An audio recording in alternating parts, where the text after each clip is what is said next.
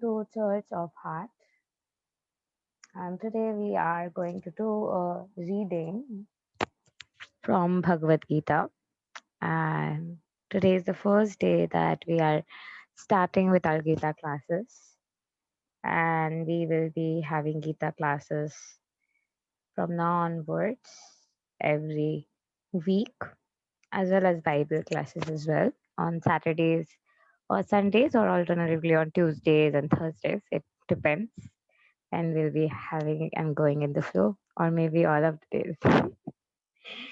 So this is our first Gita class with all the gratitude, love, and enormous thanksgiving to Sri Krishna for making me who I am, for keeping me alive and bringing me here. This is my desire to get to know him like Arjuna, and in the conquest of wanting to know God, wanting to know more about God. This is how and why I flow in the course of this class. Dhritarashtra said, O Sanjaya, after my sons and the sons of Pandu assembled in the place of pilgrimage at Kurukshetra, desiring to fight, what did they do? Bhagavad Gita is widely read theistic science summarized in Gita Mahatmya, glorification of the Gita. There it says that one should read Bhagavad Gita very scrutinizingly with the help of a person who is a devotee of Sri Krishna and try to understand it without personally motivated interpretations. The example of clear understanding is there in Bhagavad Gita itself. In the way the teaching is understood by Arjuna, who heard the Gita directly from the Lord. If someone is fortunate enough to understand Bhagavad Gita in that line of disciplic succession without motivated interpretation, then he surpasses all studies of Vedic wisdom and all scriptures of the world. One will find in Bhagavad Gita all that is contained in other scriptures, but the reader will also find things that are not to be found elsewhere. This is the specific standard of Gita. It is the theistic science because it is directly spoken by the Supreme Personality of Godhead, Lord Sri Krishna. The topics discussed by Dhritarashtra and Sanjaya, as described in Mahabharata, from basic principle for this great philosophy. It is understood that this philosophy evolved on the battlefield of Kurukshetra, which is a sacred place of pilgrimage from the immemorial time of Vedic age. It was spoken by Lord when he was present personally on this planet for the guidance of mankind.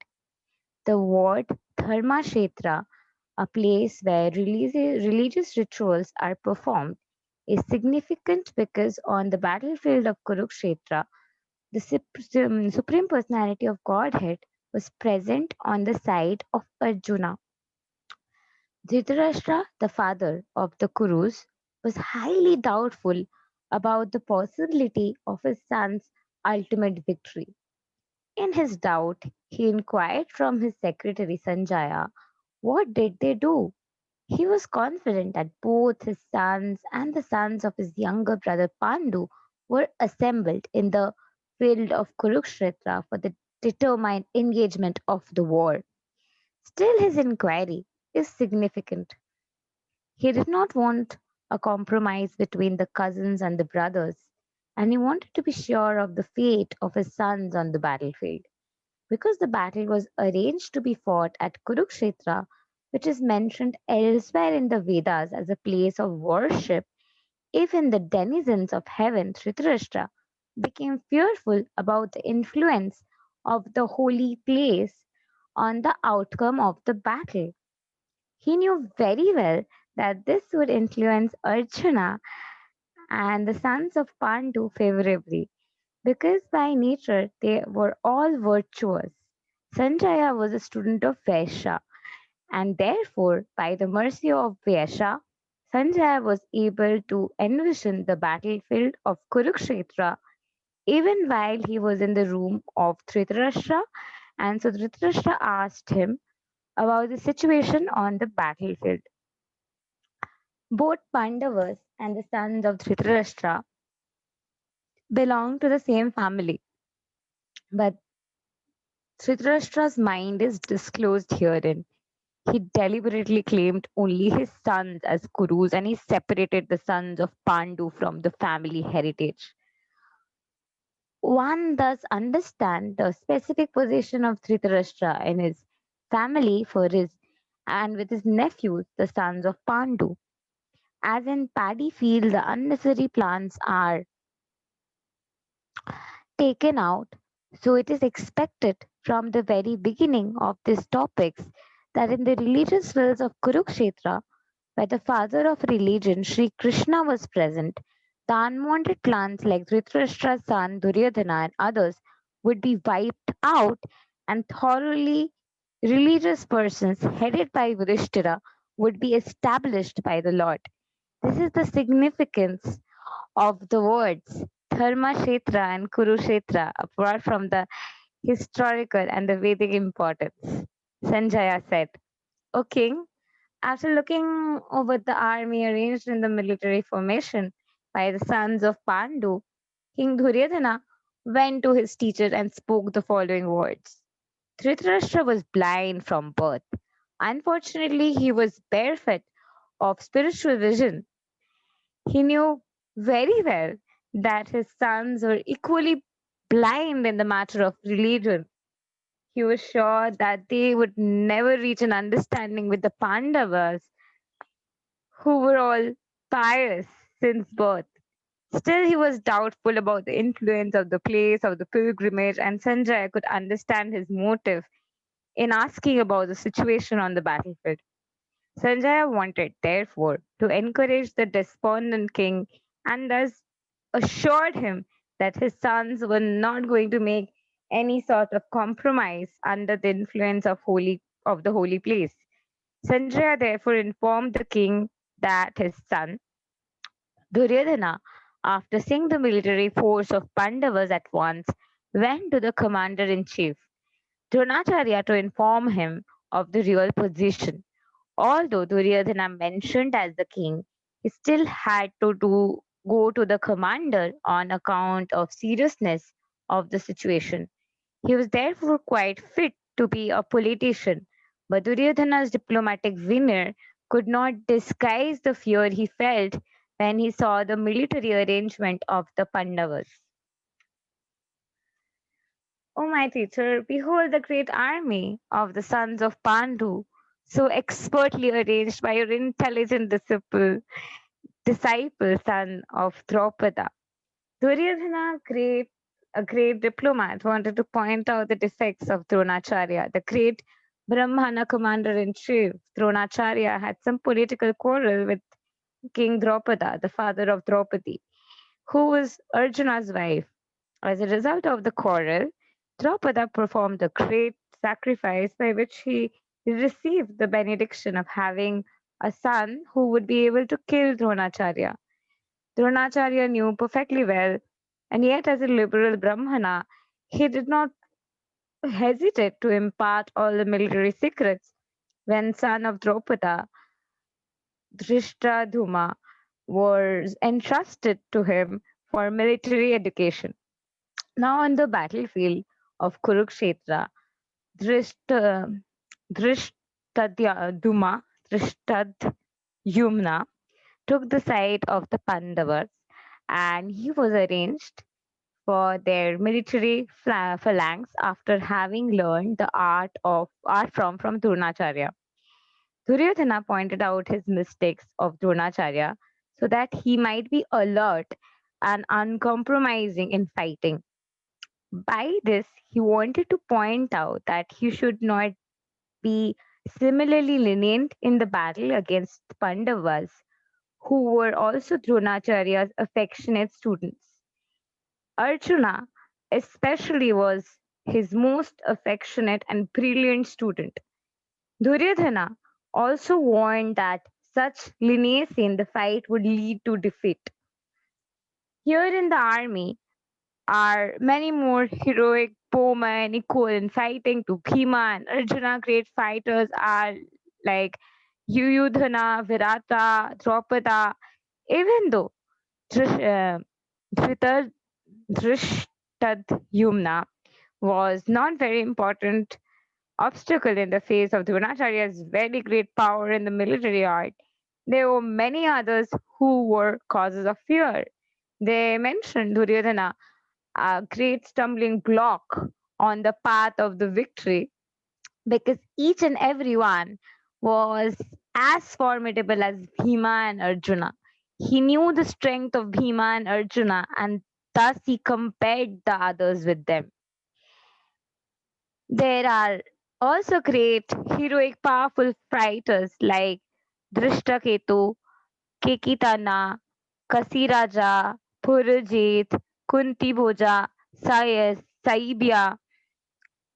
There are mighty Yudhamanyu, the very powerful Uttamoja, the son of Subhadra and the sons of Draupadi.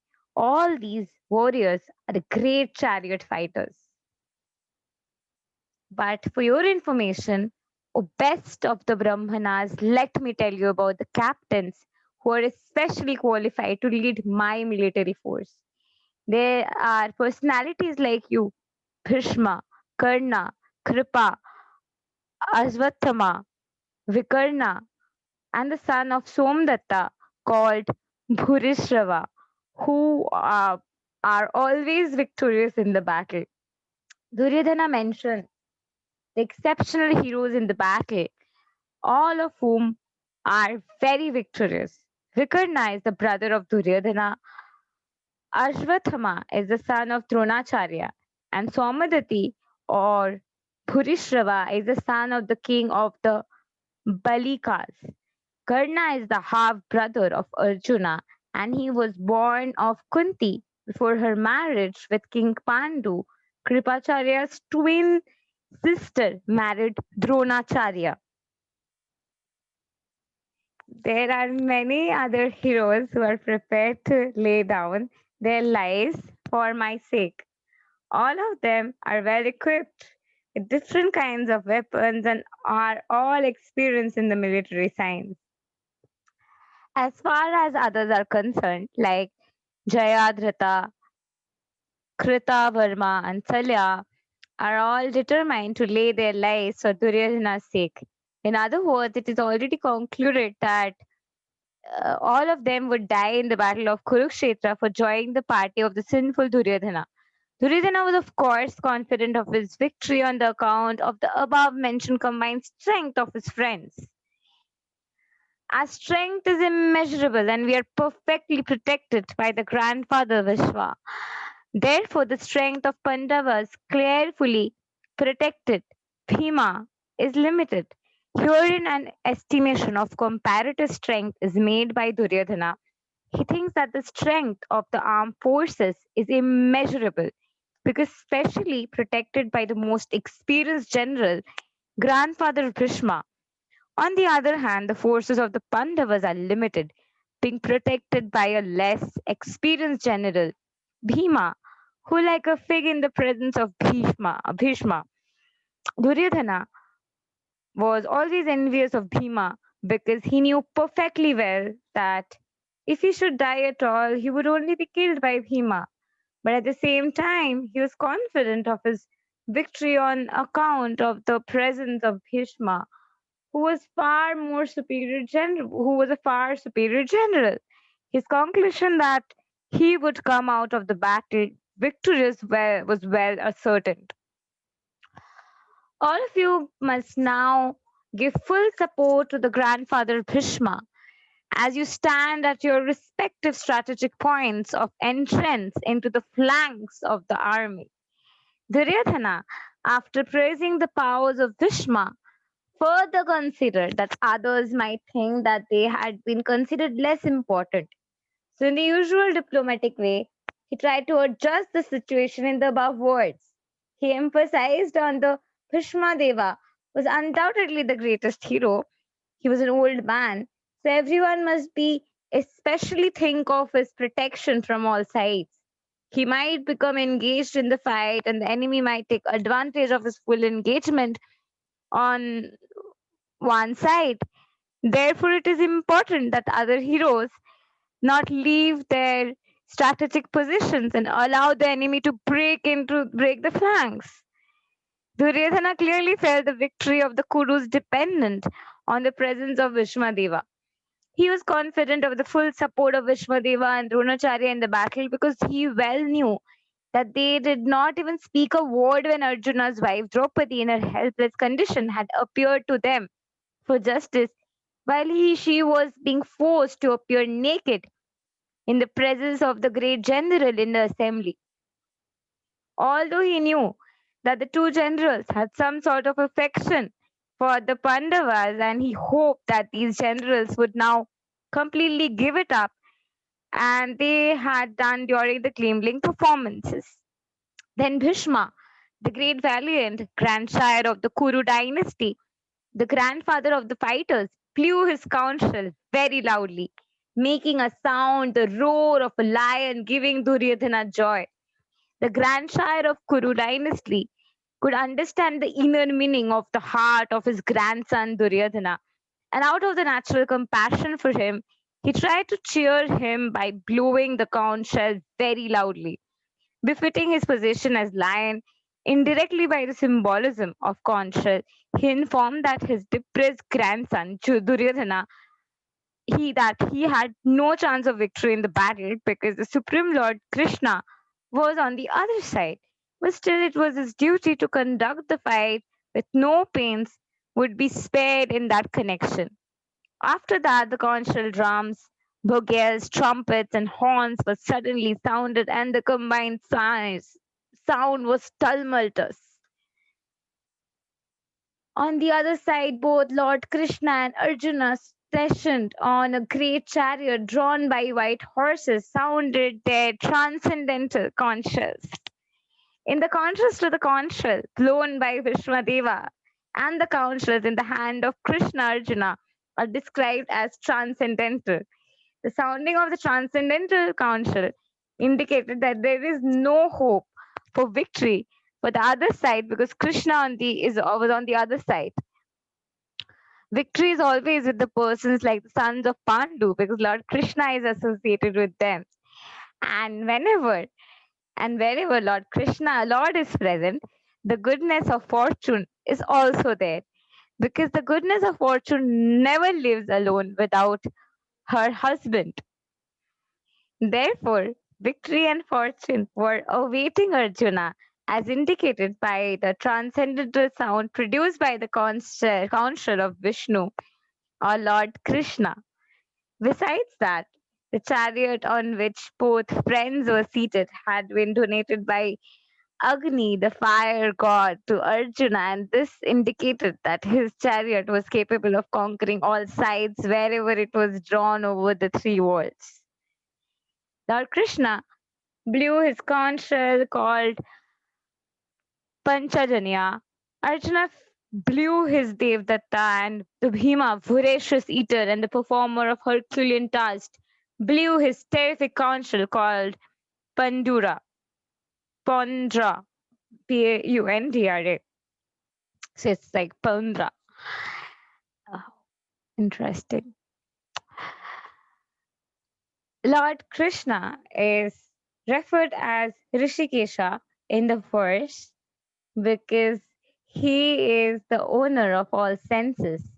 Living entities are part and parcel of him, and therefore the senses of the living entities are also a part and parcel of his senses.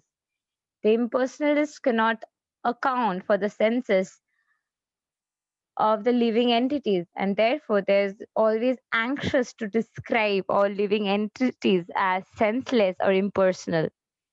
The Lord is situated in the hearts of all living entities, directs their senses, but he directs in the terms of the surrender of the living entity, and in the case of a pure devotee, he directly controls the senses. Here on the battlefield of Kurukshetra, the Lord directly controls the transcendental senses of Arjuna and thus his particular name of Rishikesha.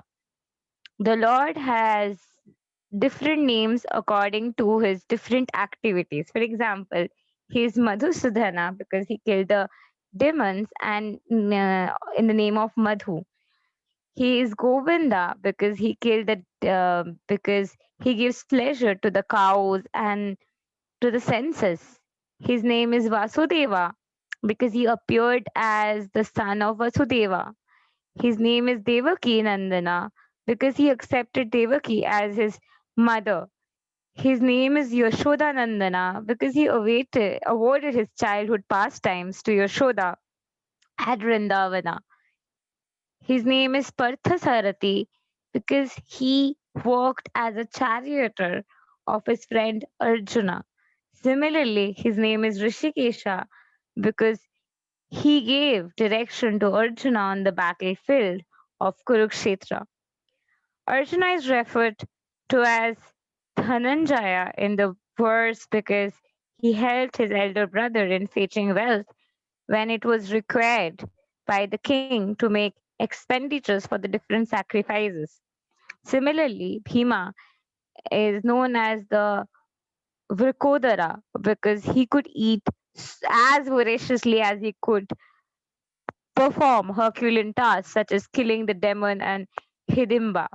So the particular types of the conch shell blown by the different personalities on the side of the Pandavas, beginning on the lords, were all very encouraging to the fighting soldiers. On the other side, there were no such credits, no such presence of Lord, the supreme director, not that of the goodness of fortune. So they were predestined to lose the battle, and that was the message announced by the sons of the council. King Yudhishthira, the son of Kunti, blew his conch shell, and Anantavijaya and Nakula and Sahadeva blew the Sughosa and the Mani Pushpaka. The great archer, the king Kasi, the great fighter Shikhandi, Drishtadyumna Virata, and the unconquerable Satyaki Draupada, the sons of Draupadi and the sons, O king, with such mighty arms, son of Subhadra, all blew their respective conches. Sanjay informed that King Dhritarashtra very tactfully that his unwise policy of deceiving the sons of Pandu and endeavoring to the enthrone his own sons at the seat of the kingdom was very laudable. The signs already clearly indicated that the whole Kuru dynasty would be killed in the great battle, beginning with the grandchild Bhima down the grandsons like Abhimanyu and others, including kings from many states of the world, were all present there and were all doomed. The whole catastrophe was due to the king Dhritarashtra because he encouraged the policy followed by his sons. The blowing of these different conches became uproarious, vibrating both the sky and the earth. It shattered the hearts of the sons of Dhritarashtra. When Bhima and others on the side of Duryodhana blew the respectable conches, there was no heartbreaking on the part of the Pandavas.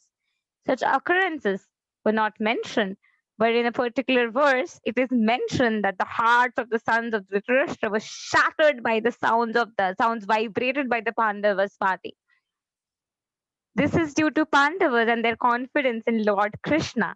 One who takes shelter in the Supreme Lord has nothing to fear, even in the midst of greatest calamity. At that time, Arjuna, the son of Pandu, seated in the chariot bearing the flag marked with Hanuman, took up his bow and prepared to shoot his arrows. O king, after looking at the sons of Dhritarashtra down in the military array, Arjuna then spoke to the Lord. Krishna these words. The battle was just about to begin. It is understood from the above statement that the sons of Dhritarashtra were more or less disheartened by the unexpected arrangement of the military force by the Pandavas, who were guided direct instructions of Lord Krishna on the battlefield. The emblem of Hanuman on the flag of Arjuna is another sign of victory because Hanuman cooperated with Lord Rama in the battle between Rama and Ravana, and Lord Rama emerged victorious. Now, both Rama and Hanuman were present on the chariot of Arjuna to help him. Lord Krishna is Rama himself, and wherever Lord Rama is, his eternal servitor Hanuman and his eternal consort Sita, the goodness of fortune are present. Therefore, Arjuna had no cause to fear any enemies whatsoever. And above all, the Lord of the senses, the Lord Krishna, was personally present to give him direction. This all good counsel was available to Arjuna in matter of executing the battle in such auspicious conditions arranged by the Lord for his eternal devotee, lay signs of assured victory. Arjuna said, O infallible one, please draw my chariot between the two armies so that I may see those present here who desire to fight, with whom I must contend in great trial of arms.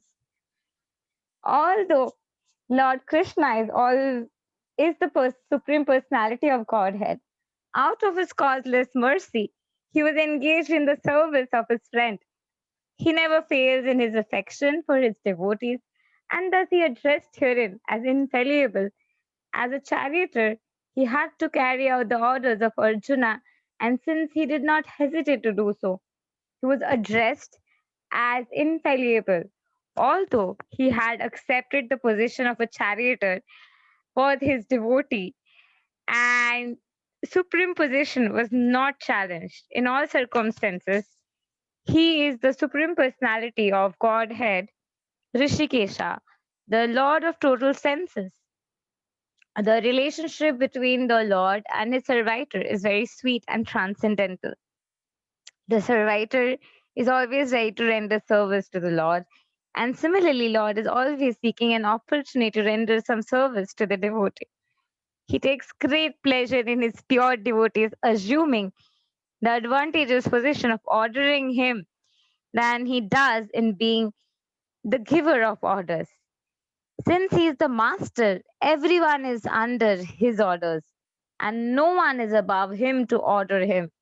But when he finds that a pure devotee is ordering him, he obtains transcendental pleasure, although he is the infallible master in all circumstances.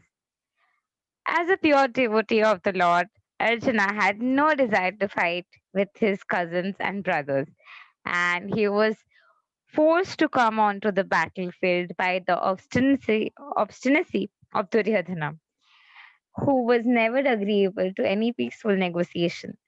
Therefore, he was very anxious to see who the leading persons present in the battlefield were, although there was no question of peacemaking endeavor on the battlefield. He wanted to see them again and see how much they were bent upon demanding an unwanted war. Let me see those who have come here to fight, wishing to please the evil minded son of Dhritarashtra. It was an open secret to Duryodhana wanted to usurp the kingdom of Pandavas by evil plans in collaborating with his father Dhritarashtra. Therefore, all the person who had joined the side of Duryodhana must have been birds of the same feather. Arjuna wanted to see them on the battlefield before the fight was begun. Just to learn to see them on the battlefield before the fight was begun, just to learn who they were. He had no intention of proposing peace negotiations with them. It was only a fact that he wanted to see them to make an estimate of the strength which he had to face.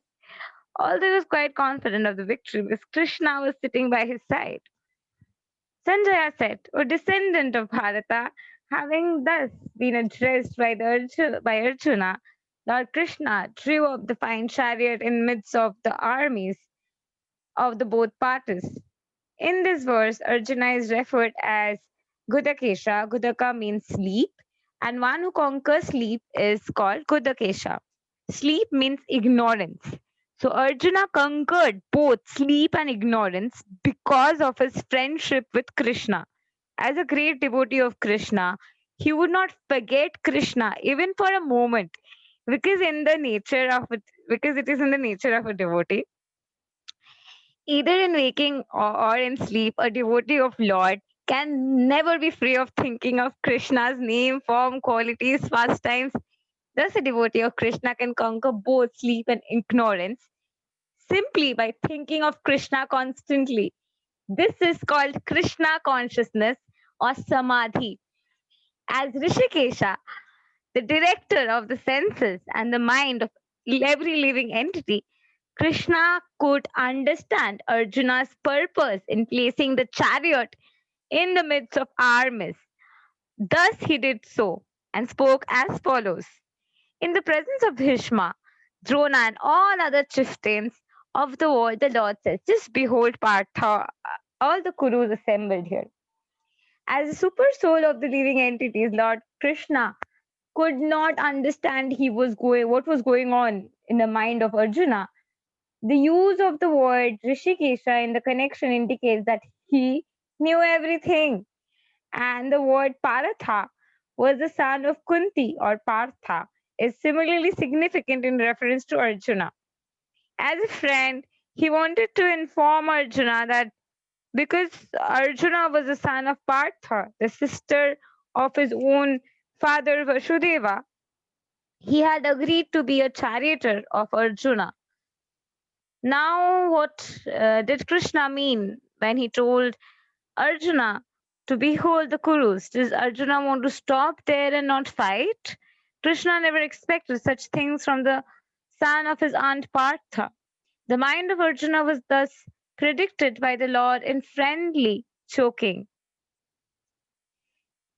There, Arjuna could see within the midst of the armies both parties and his father's, grandfather's, teachers, maternal uncles, brothers, sons, grandson, friends, and all his father in law and well wishers.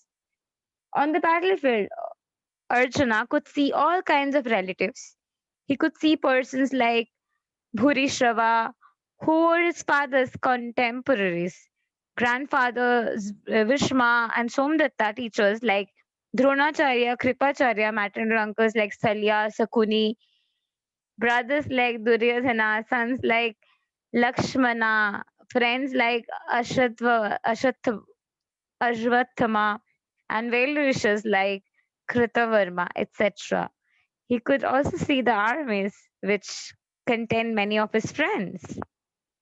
When sons of Kunti, Arjuna saw all of these different grades of friends and relatives, he became overwhelmed with compassion and spoke thus. Arjuna said, my dear Krishna, seeing my friends and relatives present before me in such a fighting spirit, I feel the limbs of my body quivering and my mouth drying up. Any man who has genuine devotion to the Lord has all the good qualities which are found in the godly persons or the demigods. Whereas the non devotee, however advanced he may be in material qualification by education, culture, lacks in godly qualities. As such, Arjuna, after seeing the kinsmen, friends, relatives on the battlefield, was at once overwhelmed by the compassion for them and so decided to fight amongst themselves. As far as the soldiers were concerned, he was sympathetic from the beginning, but he felt compassion for the soldiers of the opposite party, foreseeing their imminent death. And while he was thinking, the limbs of the body began to quiver and the mouth became dry. He was more or less astonished to see their fighting spirit. Practically, the whole community, all blood relatives of Arjuna, had come to fight with him. This overwhelmed a kind of devotee like Arjuna. Although it is not mentioned here, still one can easily imagine that Not only were Arjuna's body limbs quivering and his mouth drying up, but he was also crying out of compassion. Such symptoms in Arjuna were not due to weakness, but due to his soft heartedness, a characteristic of a pure devotee of the Lord. It is said, therefore, one who has unflinching devotion for the personality of Godhead has all the good qualities of the demigods. But one who is not a devotee of the Lord has only material qualifications that are of very little value. This is because he is hovering on the mental plane and is certain to be attracted by the glaring material energy. My body is trembling, my hair is standing on end, my Gandhiva is slipping from my hand, and my skin is burning. There are two kinds of trembling of the body, two kinds of standings of the hair on the end. Such phenomenon occur either in great spiritual ecstasy or out of great fear under material conditions. There is no fear in the transcendental realization. Arjuna's symptoms in the situation are out of material fear, namely loss of life. This is evident from the other symptoms also. He became so impatient that his famous bow Gandhiva was slipping out of his hand, and because his heart was burning within him, and he was feeling a burning sensation of the skin, and all these are due to material conception of life. I'm now unable to stand here any longer. I am forgetting myself, and my mind is reeling. I see only causes of misfortune, O Krishna, killer of the Kasi demon. Due to his impatience, Arjuna was unable to stay on the battlefield, and he was forgetting himself on the account of weakness of his mind. Excessive attachment for the material things puts a man in such a bewildering condition of existence. Such fearfulness and material mental equilibrium takes in persons who are too affected by the material conditions. Arjuna envisioned only painful reverses in the battlefield. He would not be happy by gaining victory over the foe. The words nimittani, vipartani are significant. When a man sees only frustration in his expectation, he thinks, why am I here? Everyone is interested in himself and only in his welfare. No one is interested in the Supreme Lord. Self. Arjuna is showing ignorance of the real self interest by Krishna's will. One's real self interest lies in Vishnu or Krishna. Conditional soul, conditioned soul forget this, therefore suffers material pain. Arjuna thought that his victory in the battlefield would only be a cause of lamentation for him. I do not see how any good can come from killing my own kinsmen in the battle, nor can I, my dear Krishna, desire any subsequent victory, kingdom, or happiness. Without knowing one's self interest in Vishnu or Krishna, conditioned souls are attached by bodily relationships, hoping to be happy in such situations. In a blind conception of life, they forget about the causes of the material happiness. Arjuna appears to have forgotten the moral codes of Kshatriya. It is said that two kinds of men, namely Kshatriya who dies directly in front of the battlefield under Krishna's personal orders, and the person is renounced order of life who is absolutely devoted to spiritual culture, are eligible to enter the sun globe, which is so powerful and dazzling. Arjuna is reluctant to even kill his enemies, let alone his relatives. He thinks that by killing the kinsman, there would be no happiness in his life, and therefore he's not willing to fight. Just as a person who does not feel hunger is not inclined to cook. He has now decided to go into the forest and live a secluded life in frustration. But as Kshatriya, he requires a kingdom for his sustenance because Kshatriyas cannot engage themselves in any other occupation. But Arjuna has no kingdom. Arjuna's sole opportunity for gaining a kingdom lies in fighting with his cousins and brothers and reclaiming the kingdom inherited from the father, which he does not like to do. Therefore, he considered himself fit to go to the forest and live a secluded life of frustration. O Govinda, what avail to us our kingdom, happiness, or even life itself, and all those for whom we may desire them are now added on this battlefield. O Madhusudana, when teachers, fathers, sons, grandfathers, maternal uncles, father-in-law, grandsons, brother-in-law, other relatives are ready to give up their lives and properties and are standing before me, why should I wish to kill them? Even though they might otherwise kill me, O maintainer of living entities, I'm not prepared to fight with them even in exchange for these three wars. Let alone this earth. What pleasure will we derive from killing the sons of Dhritarashtra? Arjuna had addressed Lord Krishna as Govinda because Krishna is the object of pleasure for cows and the senses. By using this significant word, Arjuna indicated Krishna should understand what will satisfy Arjuna's senses. But Arjuna is not meant for satisfying our senses. If we try to satisfy the senses of Govinda, however, then automatically our own senses are satisfied. Materially, everyone wants to satisfy their senses and wants God to be order supplier for such satisfaction. God will satisfy the senses of all the living entities as much as they deserve, but not to the extent that they may covet. But when one takes opposite way, namely when one tries to satisfy the senses of Govinda without desiring to satisfy one's senses, then by the grace of Govinda, all the desires of the living entity are satisfied. Arjuna's deep affection for community and family members is exhibited here partly due to his natural compassion for them. He is therefore not prepared to fight.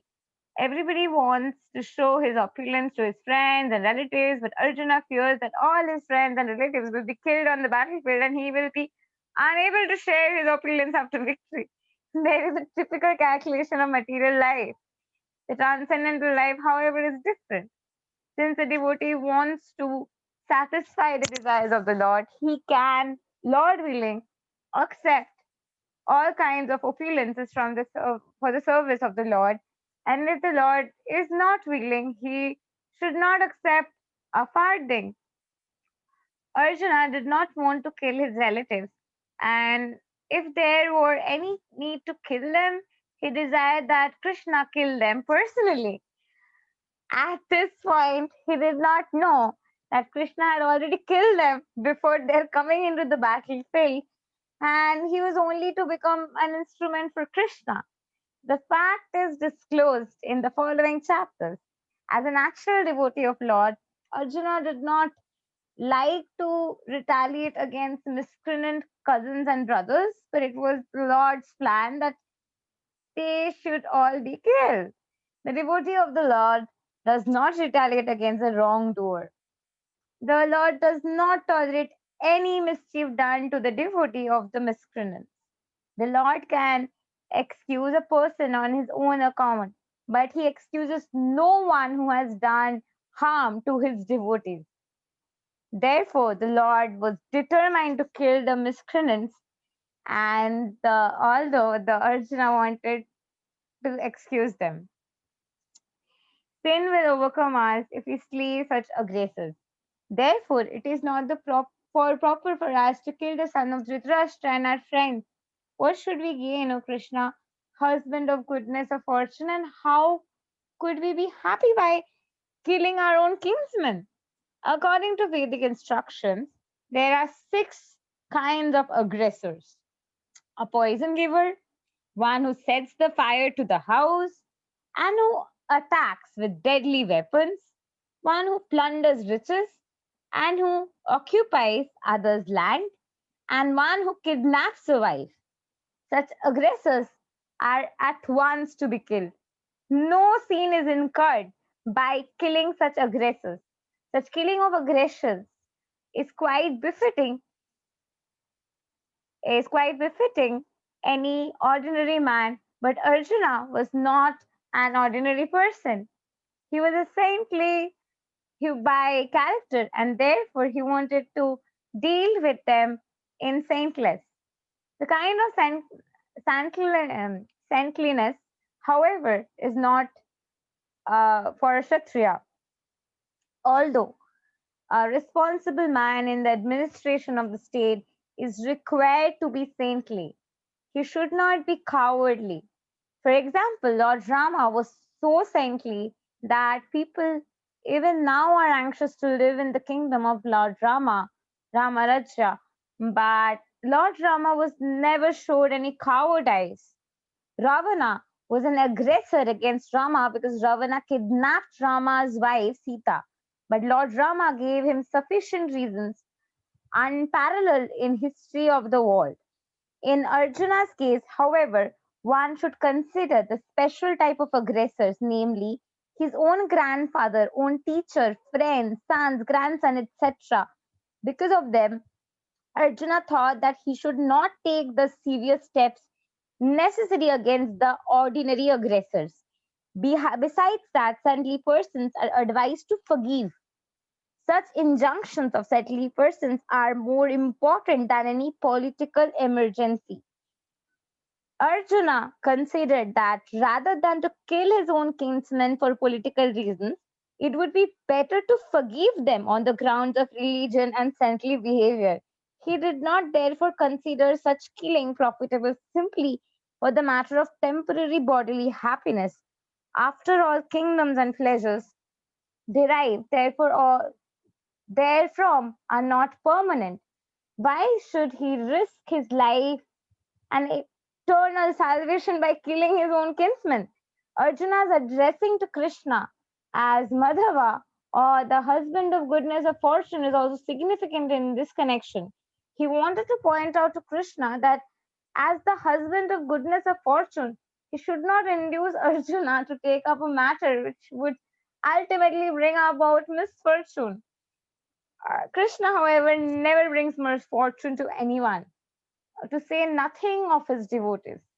O Janardana, although these men, their hearts overtaken by greed, see no fault in killing one's family or quarreling with his friends, why should we, who can see the crime in destroying a family, engage in these acts of sin? A Kshatriya is not supposed to refuse to battle or gamble when he is invited by some rival party. Under such an obligation, Arjuna could not refuse to fight because he had been challenged by the party of Duryodhana. In the connection, Arjuna considered that the other party might be blind to the effects of such challenge. Arjuna, however, could see the evil consequences, could not accept the challenge.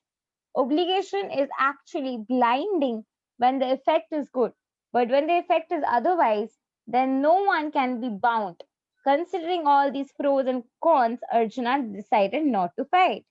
With the destruction of the dynasty, and the eternal family tradition is vanquished, and thus the rest of the family becomes involved in his religion.